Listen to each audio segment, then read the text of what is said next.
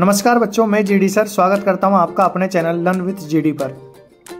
जैसा कि आपको पता है कि मैंने आपके लिए साइंस के इंपॉर्टेंट प्रश्नों की सीरीज चलाई हुई है, तो उस सीरीज के चलते हम अगला चैप्टर प्रारंभ करेंगे। लेकिन उससे पहले आप कमेंट में ये बताइए कि आज आपका इंग्लिश का पेपर कैसा गया। अच्छा पेपर गया तो आपको बहुत बहुत शुभकामनाएं और आगे भी ऐसे पेपर जाते रहें। तो हमने सीरीज में एक चैप्टर छोड़ दिया था, चैप्टर 5 लाइव प्रोसेस जैव प्रक्रम, तो उसे आज हम कंप्लीट करेंगे। और इस चैनल पर मैंने दूसरे चैप्टर तक 13 से लेकर दूसरे चैप्टर तक पूरी सीरीज कंप्लीट कर ली है। बस एक लास्ट चैप्टर बचा है, ठीक है, उसे भी कंप्लीट करेंगे। तो हम इस चैप्टर को देखते हैं। तो इसका पहला प्रश्न है, निम्नलिखित अभिक्रियाओं की परिभाषा लिखिए। जैव प्रक्रियाएं या जीवन प्रक्रियाएं, जिसे आप लाइव प्रोसेसेस या हम कहेंगे जैव प्रक्रम कहते हैं, जो चैप्टर का नाम भी है, तो उसी की परिभाषा पूछी गई है। रक्तचाप, जिसे आप रक्तदाब भी कहते हैं, वाष्पोत्सर्जन और रंध्र, इनकी परिभाषाएं आपके लिए इंपॉर्टेंट है। Right the definition of the following live process, blood pressure, transpiration and stomata. Next question है आपका, मछलियों और मनुष्य में श्वसन प्रक्रिया में अंतर लिखना है। Right the difference in the respiration process of fish and human. यह आपके बुक के बीच का प्रश्न है, जो आपको शायद ब्लू क्वेश्चन में और बुक के पीछे के प्रश्नों में नहीं मिलेगा, क्योंकि टॉपिक आपके बीच में दे रखा है। लेकिन हाँ, ये आपके बुक में सही है। चलिए अगले प्रश्न में बढ़ते हैं।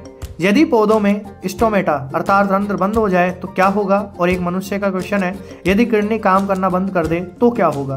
देखिए बच्चों, अगर आपके इस टाइप का कोई प्रश्न आ जाता है तो बस आपको उनके कार्य याद करने हैं और आपको कार्य लिखकर लास्ट में ये लिख देना है कि यह कार्य नहीं हो पाएगा। बड़ा आसान प्रश्न होता है, बस घुमा देते हैं। What will happen if stomata remains close in plants. What will happen if kidneys stop working. चलिए बढ़ते हैं अगले प्रश्न पर। मानव पाचन तंत्र का नामांकित चित्र बनाकर उसे समझाना है और मानव श्वसन तंत्र का विवरण चित्र सहित आपको करना है। देखिए बच्चों, मैं उम्मीद करता हूं कि इन दो प्रश्नों में से आपके हाफेली में मिल जाए तो आपके लिए अच्छा होगा, क्योंकि बाकी जो प्रश्न है वो बड़े भी हैं और उनके डायग्राम भी थोड़े टफ हैं और इनके डायग्राम आप इजीली बना सकते हो। तो आप इन्हें निकाल के चले जाएं और इनमें से प्रश्न आ जाएं, हम ऐसा ही उम्मीद करते हैं। Explain the human digestive system with the level diagram and describe the human respiratory system with diagram. चलिए अगले प्रश्न को देखते हैं। नेफ्रॉन की संरचना बनाकर उत्सर्जन प्रक्रिया को समझाना है, अर्थात जो आपका मूत्र निर्माण की क्रिया है उसे समझाना है। और पौधों में पानी का परिवहन कैसे होता है, ये आपको बताना है। बच्चों देखिए, ये दो प्रश्न हमने इसलिए शामिल किए हैं क्योंकि आपका ये चैप्टर बहुत लंबा है और 10 प्रश्नों में ये पूरा नहीं होगा, इस वजह से हमने ये दो प्रश्न यहाँ पर शामिल किए हैं। Draw the structure of nephron, explain excretion, explain water transport in plants. तो हमारा अगला प्रश्न है, लार के 2 कार्य आपको बताने हैं। बहुत महत्वपूर्ण प्रश्न है आपका ये, जो आपके बोर्ड में आ भी चुका है और श्वसन तंत्र में डायग्राम की भूमिका बतानी है। Write 2 functions of saliva, describe the role of diaphragm in the respiratory system. चलिए अगला प्रश्न देखते हैं। पौधों में जाइलम और फ्लोएम में कि जो कार्य होते हैं वो बताने हैं। आपके प्रश्न ऐसा भी आ सकता है कि जाइलम और फ्लोएम में अंतर लिखने हैं। Right the functions of xylem and phloem. अच्छा प्रश्न है, याद कर लेना। अगला प्रश्न है हमारा, दोहरा परिसंचरण क्या है। संरचना बनाकर समझाना है, मतलब इसका डायग्राम बनाना है और उसको समझाना है आपको। देखिए, ह्यूमन हार्ट याद करने से बढ़िया है कि आप दोहरा परिसंचरण याद कर लें, क्योंकि अगर ह्यूमन हार्ट आएगा तो वो दोहरा परिसंचरण उसके अथवा में देगा। What is double circulation, draw structure and explain.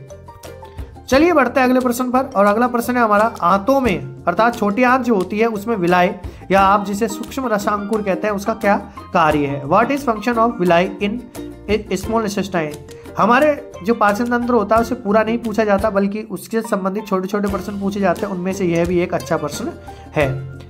चलिए अगला प्रश्न देखते हैं। वायवीय और अवायवीय श्वसन की व्याख्या करनी है या अंतर लिखने होते हैं। और स्वपोषी और विषमपोषी पोषण में या परपोषी पोषण में अंतर लिखना है। Explain aerobic and anaerobic respiration, differentiate between autotrophic and heterotrophic nutrition. देखिए बच्चों, बहुत महत्वपूर्ण प्रश्न है, बोर्ड में बहुत बार रिपीट हुआ है और जहां तक मुझे याद है 2025 में भी इनमें से प्रश्न आया है, तो आपके हाफेली में ये आ सकता है, आप जरूर इसे देखना। अगला प्रश्न है हमारा, प्रकाश संश्लेषण का रासायनिक समीकरण लिखना है। Right the chemical equation of photosynthesis. Photosynthesis से संबंधित प्रश्न 2025 में आया है, तो आपके हाफेली में आने के पूरे चांस है, आप इसे अच्छी तरह याद कर लेना। तो हमारा अगला प्रश्न है, पौधों में भोजन के परिवहन का नाम क्या है।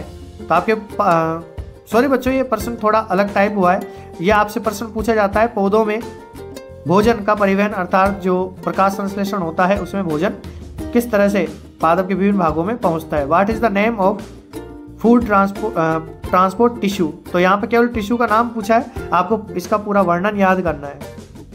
तो हमारा अगला प्रश्न है, एटीपी के एक अणु के विखंडन के दौरान कितनी ऊर्जा प्राप्त होती है। आपको ये मल्टीपल चॉइस आपका प्रश्न आ सकता है, अच्छा प्रश्न है। यह आपके बुक में एक ऑरेंज बॉक्स में इसका आंसर दे रखा है, वहां से आप एक वन वर्ड का आंसर है जिसे आप याद कर सकते हैं। आपके मल्टीपल चॉइस या फिर खालिस्तान में इसको पूछा जा सकता है। तो बच्चों, वीडियो को अंत तक देखने के लिए आपका बहुत बहुत धन्यवाद। हम अगले वीडियो में मिलेंगे और अगले वीडियो के साथ ही हमारी ये सीरीज खत्म हो जाएगी और मैं आपको विश्वास दिलाता हूं कि आपके पेपर में इन पूरी सीरीज में से प्रश्न जरूर मिलेंगे।